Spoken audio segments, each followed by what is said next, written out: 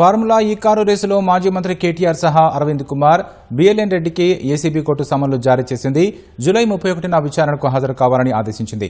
మరిన్ని వివరాలు మా ప్రతినిధి శ్రీకాంత్ ప్రత్యక్ష ప్రసారం ద్వారా అందిస్తారు.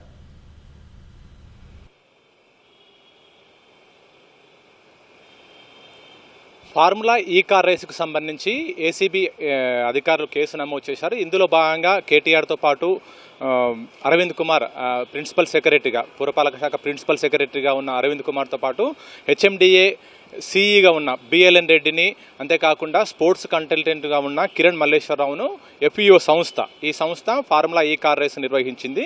వీళ్ళందరినీ కూడా ఇప్పటికే విచారించింది. ప్రధానంగా ఇందులో ఉన్న అభియోగాలు ఏంటంటే, ఫార్ములా ఈ కార్ రేసు నిర్వహించిన సందర్భంలో హెచ్ఎండిఏకి సంబంధించిన నిధులను దాదాపు 55 కోట్ల రూపాయలను నిబంధనలకు విరుద్ధంగా, అంటే ఫెమా నిబంధనలకు విరుద్ధంగా కూడా విదేశీ సంస్థకు బదిలీ చేశారని చెప్పి కూడా ఏసీబీ అధికారులు కేసు నమోదు చేశారు. ఈ మేరకు దానికి సంబంధించిన పూర్తి ఏసీబీ అధికారులు పూర్తిగా దర్యాప్తు కూడా నిర్వహించారు. హెచ్ఎండిఏ కార్యాలయంలో సోదాలు కూడా నిర్వహించారు. ఈ మేరకు బిఎల్ఎన్ రెడ్డితో పాటు ఆయనకు సంబంధించిన ఆయన కార్యాలయంలో పలు పత్రాలు కూడా స్వాధీనం చేసుకున్నారు. దర్యాప్తులో భాగంగా కేటీఆర్ను కూడా పలుమార్లు విచారించారు, అరవింద్ కుమార్ను విచారించారు. అంతేకాకుండా బిఎల్ఎన్ రెడ్డిని, కిరణ్ మల్లేశ్వరరావుని, ఎఫ్ఈఓ సంస్థకు సంబంధించిన ప్రతినిధులను కూడా ప్రశ్నించిన తర్వాత ఏసీబీ అధికారులు నేరాభియోగ పత్రం కూడా దాఖలు చేశారు. ఈ నేరాభియోగ పత్రం దాఖలు చేసిన తర్వాత ఏసీబీ కోర్టు ఈరోజు దాన్ని విచారణకు స్వీకరించింది. అందులో భాగంగా ఈ ఏసీబీ అధికారులు పలు అంశాలను కూడా పేర్కొన్నారు. హెచ్ఎండిఏ నుంచి నిబంధనలకు విరుద్ధంగా 55 కోట్ల రూపాయలు కూడా బదిలీ అయ్యాయని చెప్పి కూడా ఈ మేరకు ఏసీబీ అధికారులు నేరాభియోగ పత్రంలో పేర్కొన్నారు. ఈ మేరకు ఇప్పుడు ప్రశ్నించారు కాబట్టి వాళ్ళ నుంచి సేకరించిన వాంగ్మూలాలు కూడా నమోదు చేసి నేరాభియోగ పత్రంలో పొందుపరిచారు. ఇవన్నిటినీ నేరాభియోగ పత్రంలో పొందుపరిచిన తర్వాత దాన్ని ఇప్పటికే ఏసీబీ కోర్టులో ఇచ్చారు.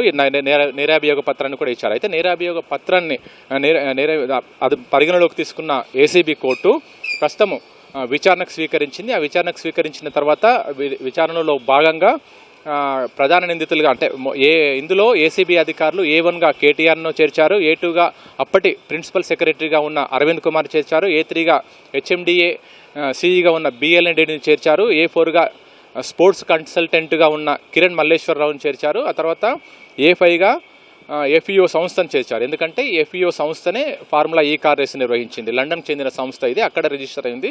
దానికి నిధులు బదిలీ చేయాలంటే కొన్ని ఆర్బీఐ నిబంధనల ప్రకారం కొన్ని నియమ నిబంధనలు ఫాలో కావాల్సి ఉంటుంది. కానీ ఇవేమీ ఫాలో కాకుండా కేవలం మౌఖిక ఆదేశాల మేరకే నిధులు బదిలీ చేశారు. ఇదంతా కూడా నిబంధనలకు విరుద్ధం, ఫెమా నిబంధనలకు విరుద్ధం అని చెప్పి కూడా ఏసీబీ అధికారులు నేరాభియోగ పత్రంలో పేర్కొన్నారు. కాబట్టి దానికి సంబంధించి ఏసీబీ కోర్టు విచారణకు స్వీకరించింది.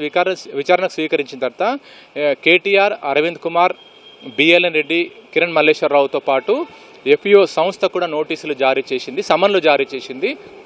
తదుపరి విచారణ జూలై 31వ తేదీకి వాయిదా వేసింది. జూలై 31వ తేదీ తదుపరి విచారణ సందర్భంగా విచారణకు హాజరు కావాలని చెప్పి కూడా నిందితులుగా ఉన్న కేటీఆర్, అరవింద్ కుమార్, బిఎల్ఎన్ రెడ్డి, కిరణ్ మల్లేశ్వరరావు, ఎఫ్ఈఓ సంస్థ ప్రతినిధులకు కూడా ఆదేశాలు జారీ చేసింది. అయితే ఇందులో ప్రధానంగా ఈ ముగ్గురు కూడా కేటీఆర్, అరవింద్ కుమార్, బిఎల్ఎన్ రెడ్డి వీళ్ళు ముగ్గురు కూడా ప్రజాప్రతినిధులుగా కానీ లేకపోతే ప్రభుత్వ ఉద్యోగులుగా ఉన్నారు. కేటీఆర్ ప్రజాప్రతినిధిగా అప్పుడు మంత్రిగా ఉన్నారు, అరవింద్ కుమార్ ప్రిన్సిపల్ సెక్రటరీగా ఉన్నారు, బిఎల్ఎన్ రెడ్డి హెచ్ఎండిఏ సిఈగా ఉన్నారు. వీళ్ళు ముగ్గురు కూడా యాంటీ కరప్షన్ దాని కిందకి వస్తారు. Prevention of anti corruption act కింద వీళ్ళని విచారణ చేయాల్సి ఉంటుంది.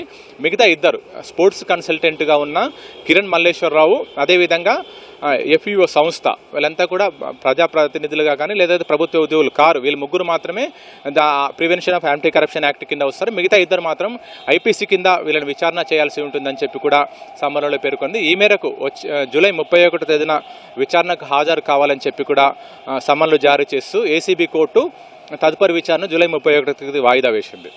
Over to you Rakesh.